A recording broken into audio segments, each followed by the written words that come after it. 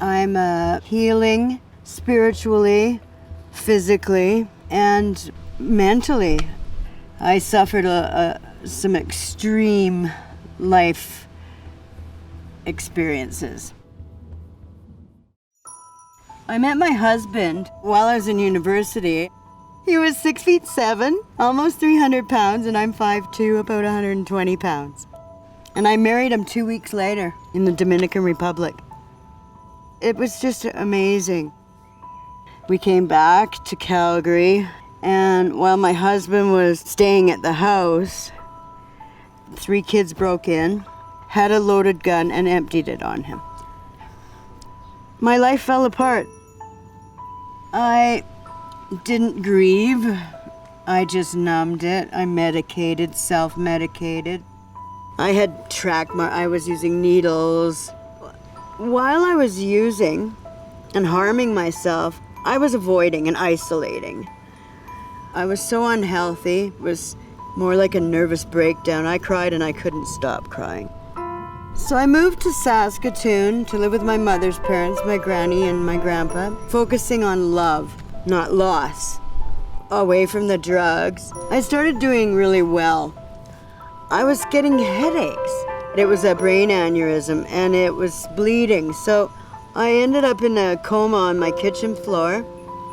Woke up 3 months later in the hospital and I couldn't speak. I had to start all over again. I moved back to Calgary, returned to my memories, my history. I ended up homeless and very addicted to street drugs. As a woman, being homeless is dangerous. It's so much more life-threatening and it's so much more permanent.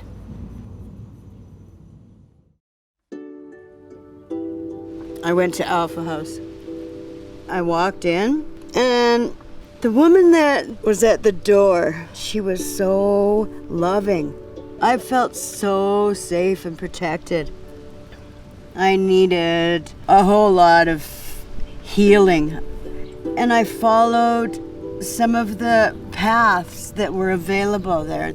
There was opportunity to attend sweat ceremonies. The spirituality and the native healing ceremonies keeps me healthy. I'm not native, but every time I pray in that way, I become more aware of myself as a woman. I found out that they have a housing team that will find you a home and just help you learn to live independently again. Over a year now in the same place, tending my yard, getting to know my neighbors, and really loving the community. It's so rewarding. It's representing a new chapter in your life.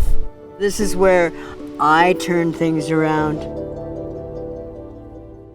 Our mission at Alpha House is to create safe and caring environments for individuals whose lives have been affected by alcohol and other drugs. Suzy's story is an important example of how the dignity and safety of housing lends to healing and recovery for women.